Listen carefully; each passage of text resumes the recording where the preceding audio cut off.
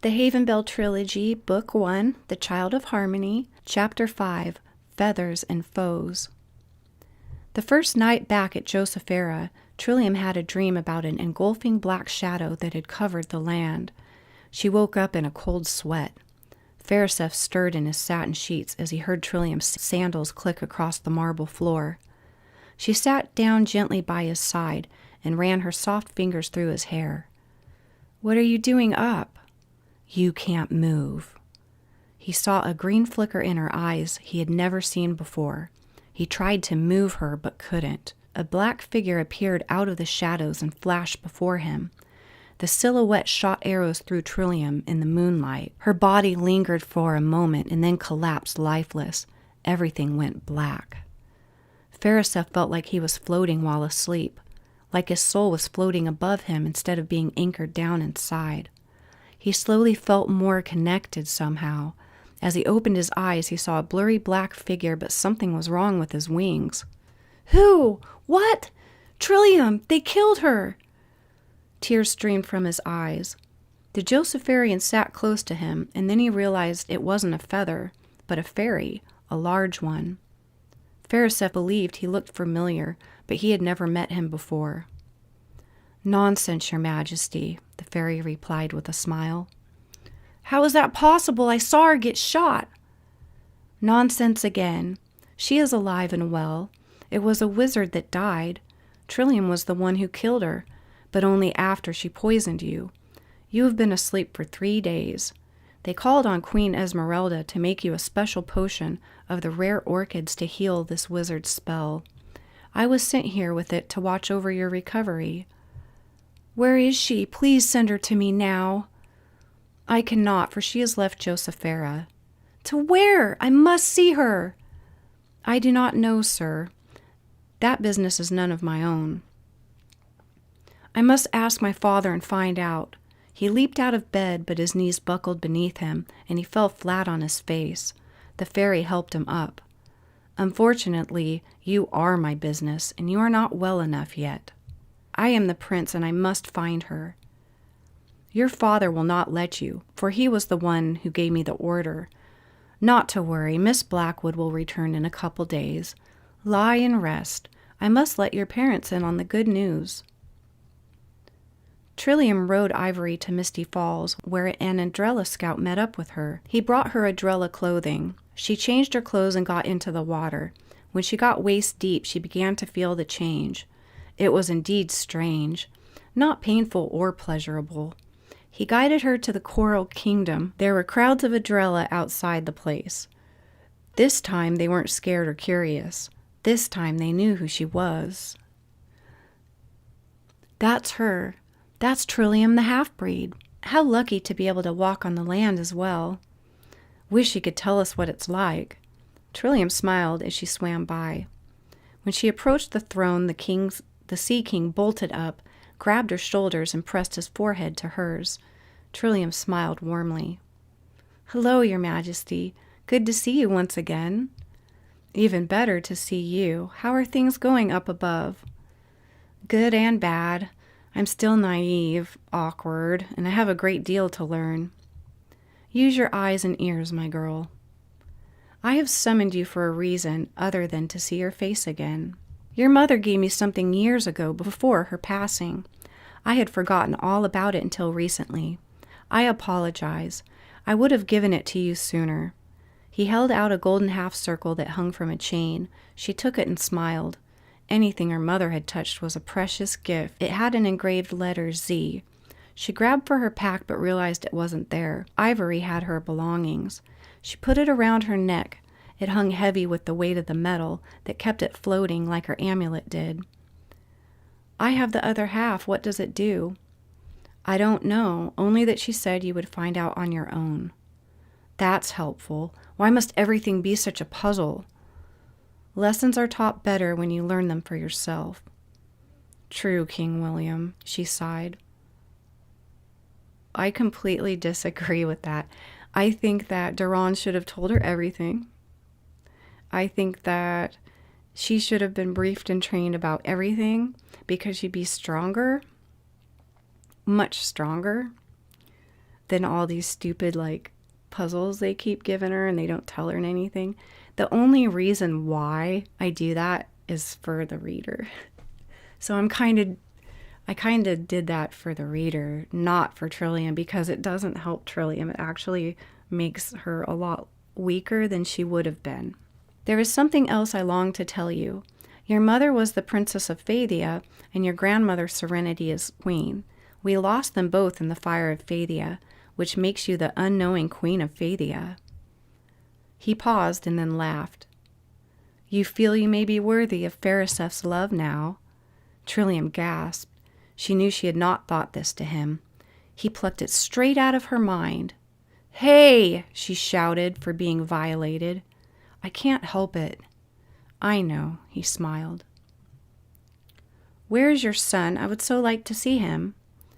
You just missed him, I'm afraid. He's at the barracks with the warriors. He's training how to use weapons for battle. But he is so young. Don't you think that will give him a violent nature? We train the mind and body early. We are not barbarians like the ogres of Orzo. Our combat is based on much discipline, very much like the arts they used to teach our ancestors. We all fight with the blade. I guess Zed must learn early in defending himself, she agreed. May I take a tour of the kingdom and the barracks? I would like to see some of the training, and Zed, of course. I don't see why not, but you must take 2 guards with you. I think I can handle it. Have you fought underwater? No. We have reason to believe that there are traitors among us, be it here in the sea, up in Josephera, or in the land of Phaethia. The Dark Ones are sly, and they have many spies. They bribe the poor with riches, the rich with power, and the common with magic. Best to be safe at all times. Aye, William.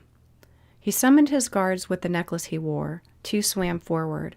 One was very large and the other one thin. This is Felice, second in command with the Adrella army, and Riley, a private with a slight attitude problem. Hey, sir, don't have to insult me now. Always bustin' me chops, so ye are. Take care of her. Yes, sir. Phariseph lay resting when he felt the whole room shake. Things fell from the ceiling. He jumped up, startled. Looking out of the window, he could see black smoke in the air. He heard many screams. He got up. It felt a little weird to walk at first, but he was stronger than he had been before, a reward for having it in good with the fairies. Their medicine worked well, even on the darkest of spells. He dressed and headed to the armory. Out in the courtyards, people ran around like aggravated ants.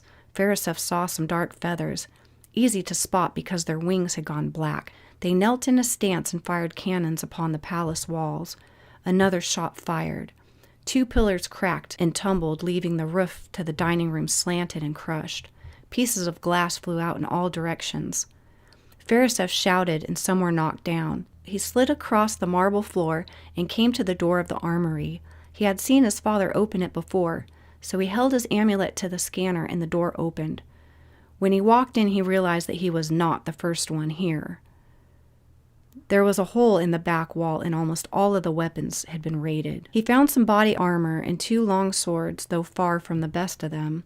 He realized how weak his body had become. After suiting up, he rushed out to the commotion. Somehow the Dark Ones had penetrated their protective shield and entered the castle. Close to 60 of them hunkered behind a self-made barricade. They had 5 cannons they used to fire at the walls. There were goblins and Dark Ones of different races. The dark feathers must have flown them up here. Then he remembered the dreaded dragon of flames that had rescued the wizards from being trapped inside of the field in Fairy Island. The eye gave them great power indeed. A group of 5 moved in formation, battling troops on the ground. They killed the warriors and imprisoned the rest inside of a great wooden cage. 2 black rebels charged him. He ducked as one swung a mace at his head. He dodged it, but the second swing got his ribs. He kicked the first one down, sending him sprawling. The second closed in for a body slice. The swords clashed as Phariseph fought off their slashes with ease, despite of his weakness. Although each Josepharian had trained with swords, none had been as thoroughly trained as he. He also doubted that this group in particular had been fed or treated well by their captors. The brood took their souls, but weakened their minds as well. This time his skill could not block the first one, who got a good swing with his mace at his arm while he was busy fighting the other. He had had just enough time to bully the swordsman to the ground. With one good swipe, he beheaded his foe. Phariseth wondered where his backup was. There was some of his army fighting, but not anywhere close to the number they had in troops. He stabbed the first one in the chest as he lay stunned.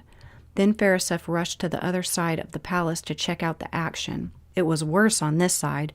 There were more troops here, and the palace was more damaged than he had thought.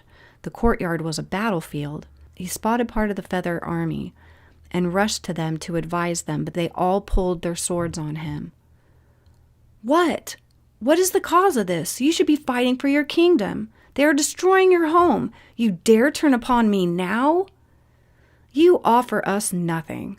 Our pay does not rise. Our hard work goes unnoticed. They, on the other hand, offer us magic, power, and treasure. We shall form a new alliance of feathers, bigger and better than of now. If I am not mistaken, it is them who possess the eye. Your kingdom is falling, and the dark ones will prevail." "You believe their lies?" "Better than we believe yours. Prepare for your death, my lord." 1 hour before this, inside of the Mountains of Shadow, the wizards prepared their arms. Jade, Tolan, Tambit, and Lar were upset that their plan had failed. Though they poisoned the prince, Aurora was killed by the half-breed. Aurora was the apple of all their miserable eyes, after all, and they were full of much rage over this. Most of the army were minor wizards with limited abilities. All of the Josepharian slaves were rounded up as well. For each 3 of them, they could lift a cannon, or 5 elf slaves, small as they were. Mutt heard the commotion from the kitchen, where he carried buckets of fish heads and animal guts into the slaves' kitchen, where they would be boiled into a broth. He dumped them off and then passed by the cells of the enslaved. They were being weeded out for this battle and then chained together. They lined up and grabbed weapons from a large pile. Shouts and demands echoed through the cave. "Psst!" Mutt heard somebody call from within the white, pasty faces. He looked around and saw nothing. "Psst!" he heard again, and saw the old hag crouched down in her cell with her hands stretched out between the bars. Somehow she looked different from the rest, more alive somehow. Mutt passed it off. She was probably a new one. Then he looked into her pale green eyes. He could see the youth within her. She almost looked like a teenager at one point, then faded back into an old woman. Mutt leaned in, hypnotized. "Boy, you must let me out of here." "I can't do that." "You don't understand. Let me out and I'll blend in with the others. I must go where they are going." His head felt light. "Don't use that voodoo on me, you old hag. You'll get me killed." He turned to go make a fresh batch of grog. They had many new fairies indeed. "Jack Falconberry!" she cried. Mutt whipped around, startled. He hadn't heard his own name in many winters. He slowly came back to where she was crouched. "How the hell did you know that?" he hissed venomously. "Are ye a witch, old one?" "Nay, but I am familiar with Fathia, for I once lived there myself. I know you dream of returning, even though the elves were cruel to you. I can feel that you have been treated worse since you've been here. The only reason they haven't killed you is because you have a power. It lies dormant, but if they can control you, they can harness it. It may kill them if they try to kill you. Fear has kept you here, along with the hold the grog has on you. You're lonely, and you want out as much as I do, Jack. A second chance." A tear rolled down his cheek, and then he quickly wiped it away with annoyance. He felt torn and scared. She took out an old green amulet from beneath her rags. It began to glow, and inside a face appeared, somewhat familiar but long forgotten. It was his own face, without the corruption, poison, and the fat he hated so much. He even looked handsome. "You will come back. Now help me." For a moment she didn't think he'd believe her. "You better not get me kilt, old one," he responded. "Do you know a spot halfway up the first mountain where they used to bury people long ago?" "Yeah, the Flatland Cemetery. That place gives me the jeepers. Kinda like you do. Something will be left for you. Call it a reward. I give you my word. Now make sure there is a bow and arrows waiting for me in that pile." She pointed towards it. "What about the rest of them?" The cellmates seemed unconcerned with their conversation. "Don't worry, they are with me and they harbor hope. This may be your last chance." He nodded and stood up. As he walked away to scheme his plan, he did something he hadn't done for a very long time. He smiled. Trillium had explored most of the grounds. She was fascinated with this underwater city. Then she had a vision. "Wait!" she screamed. The guards drew their weapons and surrounded her. "I must return to the small island with the waterfall. Do you know of it?" The guards took a breath of relief and put their weapons away. "Yes, but why?" "Something is wrong in Josephera. I must return." "As you wish, child." Without even seeing Zeed or saying farewell to the king, she rushed to the island close to land. "Thank you for your service," she said to the guards. "Tell William that I will see him again soon." They gave her a salute and went on their way. She glanced upward and could see the black smoke in the sky. She jumped on Ivory. "I hope I'm not too late." Phariseph was surrounded. He heard a laugh that he recognized. Morgan appeared before him. She was armed with a golden sword. It all started to make sense. You're the one who let them through. They needed someone on the inside to do it, and it doesn't surprise me that it would be you." "I'd watch my tongue, Prince." "How did you guess? The one you denied time and time again has come back to strike you down." He could see black feathers in her wings. "What did they promise you?" Morgan tore the swords out of his hands and slid them to her guards with her telekinesis. "First of all, I get powers, and I get to be the ruler of the new alliance. With the eye in their power and the arrogance you and your father lay upon your people, not many shall resist the takeover. Your father is guilty of many crimes against the people of Ortso. He has a great price on his head, and you are betraying our people by loving an elf. Your mother is dead. Your father has been sent to Ortso for many summers of torture. You have no siblings, and you are mine until I decide to kill you. Your kingdom has fallen." She laughed and mimicked a bow. "It's not true!" Phariseph screamed. She turned to her new army. "Throw him in the cage with the others. I'll see you later." They bound his hands and put him in the cage. He realized he was now just as scared as the women he was now joining. All crammed together in this cage to watch as his comrades were being killed. His kingdom was falling, and there was nothing he could do about it. Just then 30 more black feathers appeared, carrying more troops. They were ordered by the leader to spread out around the palace. All of them dispersed, leaving only 5 guards to watch the cage. Phariseph tried to semi-sit to rest. "I'm sorry, I have failed you all." He looked at his feet. He was saddened by what he hoped was a lie about his mother, and ashamed that his own people would turn on him. "It's okay, Phariseph," one stated. "Stay strong." Thump, thump, thump, ah! Thump, thump, ah! They all turned their heads. Each guard had been shot in seconds, falling down like dominoes. They all got an arrow through the neck with amazing precision. They all moved at once, rocking the cage. He expected to see a general or a head officer, maybe even Trillium, but what they saw was an old lady. She looked like a slave, dressed in rags, and not as healthy as most elves.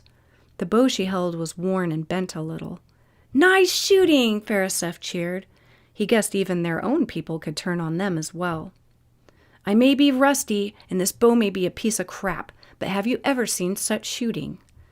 "Nay, lady, I have not." This made her grin. She almost looked 20 summers younger. She plucked the keyring off of the general guard and unlocked the cage. "Ladies, I want you to fly up to the further clouds for protection," the old woman demanded. After Phariseph got out of the cage, he turned to the old one. "You just saved a prince, lady. Thank you. Who are you?" She bowed. "No one of any importance." "I beg to differ. I must get my father's sword. Will you be safe?" She winked, and that was enough. He ran into the Palace of Ruins. There was enough of the hallway left to make it to the throne room. Though half of the room had fallen inwards, he made it to his father's throne. He waved his amulet in front of the main jewel on the back of his chair and heard a click. The box upon where the king sat his feet, a hidden compartment slid out, revealing his father's battle sword. He grabbed it and ran back on a rampage. More black feathers appeared, carrying baskets of 4 to 5 elven slaves armed with swords, maces, spears, and bow and arrows. Phariseph returned to battle. A group of about 50 began to form. 50 to 15 did not look like very good odds. The prince looked at the old woman. "So you think we can take 'em on?" "No need to fret any longer, Prince." She pointed behind him. He turned to see a sky full of his troops. Captain Kirod led the winged army. "Took long enough." Phariseph's spirit lightened. They began shooting arrows at the dark ones. A few fell, and arrows bounced off of their chest plates. Phariseph rushed to a storage shed and pulled out 2 cans of paint. He ripped the arm of his shirt and returned to the old woman. "Take this and mark our army with this blue paint. It'll help us to recognize traitors." "Aye." He waved to the army, pointed at the old lady, and gave a thumbs up to let them know she was fighting with them. She looked like a dark slave, after all. "Be aware of traitors among us. You must wear this paint. If one of our own attacks, you must take them down, even if you've known each other for many summers. We cannot trust that they can return to our side once again. Understood?" "Aye." "You wish to ruin such precious metal?" one of them spoke up, proving the arrogance only Josepharians could possess. "Soon we may no longer have a kingdom." The old woman splattered paint on each of them, Phariseph included. He felt proud to hold his father's sword, and he intended to honor it. He still felt weak in the limbs. The old one touched him, and a glowing energy took over his body. He felt more alive than ever. "Thanks. Ready, troops? Line up! Attack!" They rushed at the line of 30 enemies. Arrows whizzed and swords clanked. Phariseph knocked 2 down, and a third came behind him and slashed at his lower back. His armor took most of the blow. He whizzed around, but the third fell before he could swing the sword. When the body fell, he saw Trillium standing there, with bow still raised. "Thank heavens!" he smiled. "Let's go." The Dark Ones continued to shoot cannons at the palace walls. "Split up. We need half of you on the other side to stop those cannons. Go." Half of them dispersed. Trillium began to go with them, but he pulled her back. "Please stay." He had lost so much, and he couldn't bear to be parted from her. "They needed me on the west side. I promise I will return." Reluctantly, he let her go. "You better." They had begun to start fires from within the castle as well. Smoke billowed out from the windows. The winged army flew in, 3 catapults with them. General Kirod approached the prince. "What's the word, my lord?" "About 50 on the west side and 30 here. Give us a lieutenant and go down to the west side with the rest to take down the stragglers. If we are going to win, we must take down the cannons. Watch over the elven girl. She is a good fighter, but she is the child of harmony and must be guarded." "Aye."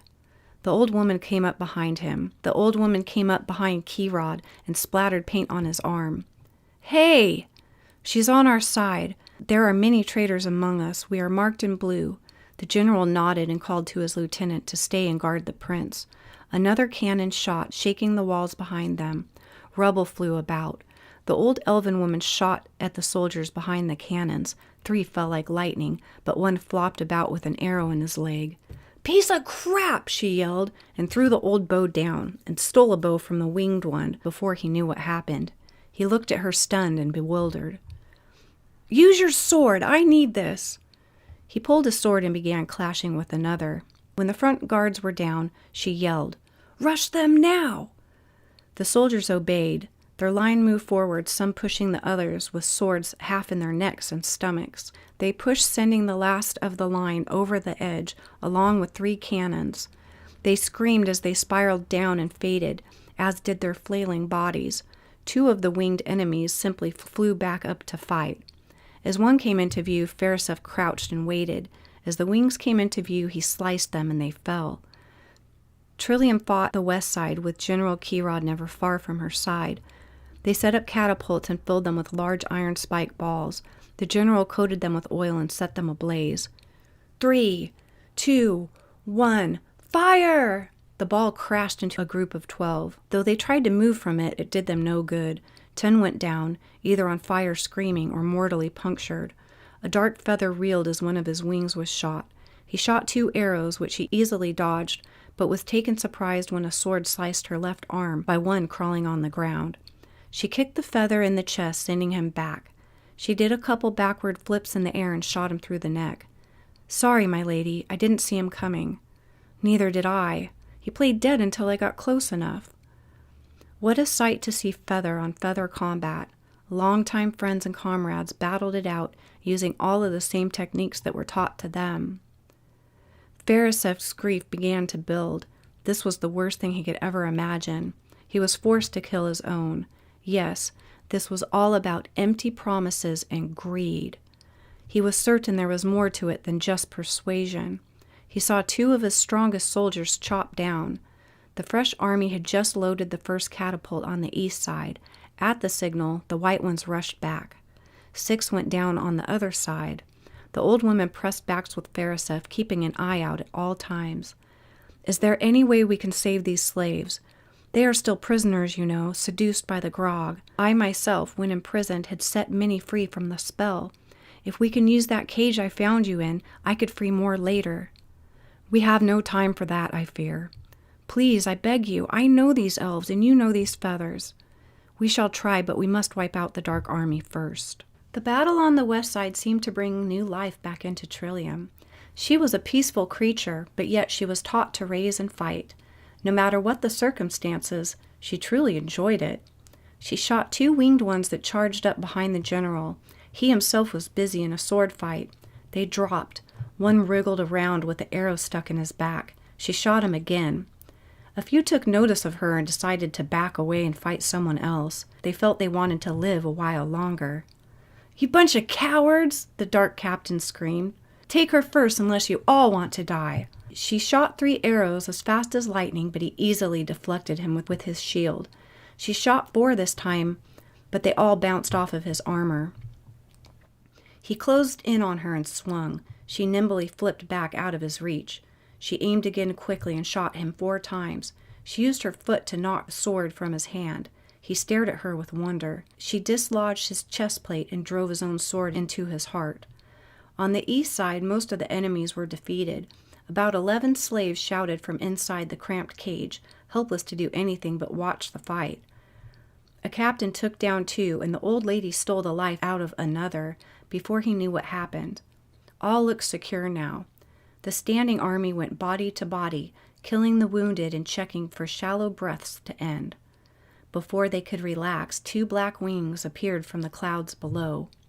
He was the tallest Josepharian Farisev had ever seen. He had black hair, pale skin, and bruise sores around his mouth. He even dwarfed Farisev, who stood 6'3". The wizard quickly took down 6 soldiers with his blue-flamed arrows. The rest stood stunned. "Who the hell is that guy?" the captain shouted. "Tambit," the old woman answered with disgust. He was the worst. Well, almost. She had seen him kill about 15 slaves and beat over 30. He was strong, and even once she was off of the brew and at her strongest, she could not touch his mind. Every ally left all had the same idea and raised their bows. No one was getting close to that bastard with a sword. They all shot at once, but Tambit deflected each one like sticks. They shot the catapult, but he raised his arms and made it explode, sending pieces of metal in all directions. They tried the arrows again, more this time, but failed. Tambit looked slightly amused and then began to stride forward. Just then the elf's amulet began to glow its deep emerald green, getting brighter and lighter every second. Tambit shielded his eyes, and Farisev rushed in, getting a nice slice on Tambit's bulging quad muscles. "Damn you!" he cursed and dropped behind the clouds. He'd had enough of that poisoning light. "I don't think so." Farisev motioned to the old elf and held out his hand. She took off her amulet and handed it to the prince. He followed the dark wizard. Tambit turned around laughing. He knew he would destroy his follower. Tambit readied his sword, and as did Farisev. He suddenly dipped low beneath him, barely missing Tambit's blade. He followed the prince lower and got ready to chop his head off. One swing was all he needed. As he prepared his deadly blow, Phariseph revealed the amulet, and Tambit screamed. Without knowing anything but pain, he raised himself by reflex above the clouds once more. The old woman shot him full of arrows, giving Phariseph time to make his final blow. Tambit fell into the sea, where hungry sharks awaited him. Morgan appeared with a dark one with wings. When Morgan approached, the others stood back. Only the general stood close behind her. "Looks like you fight pretty well. I can't say the same for your winged lover. He has been captured and will be brought back to the Mountains of Shadow." Trillium scowled and shot arrow upon arrow at her, but Morgan misdirected each one just by raising her hand. Trillium was shocked. She knew that Morgan had no prior power. "So they have changed you. You're the one who started this attack on your own people. Save your words, elf. If I kill you, I will gain more power. Now taste this." With her telekinesis, she lifted every sword that lay without a lively hand and sent them speeding through the air at her. Trillium's mind was sharp, and she saw everything in slow motion. She dodged them all with a series of jumps, swerves, and rolls. The last came close and pinned her to the cracked marble ground by the sleeve of her shirt. "Phariseph and I shall rule a kingdom together, 10 times more powerful than this one was." Trillium's amulet began to glow and flicker like her green eyes. Morgan winced.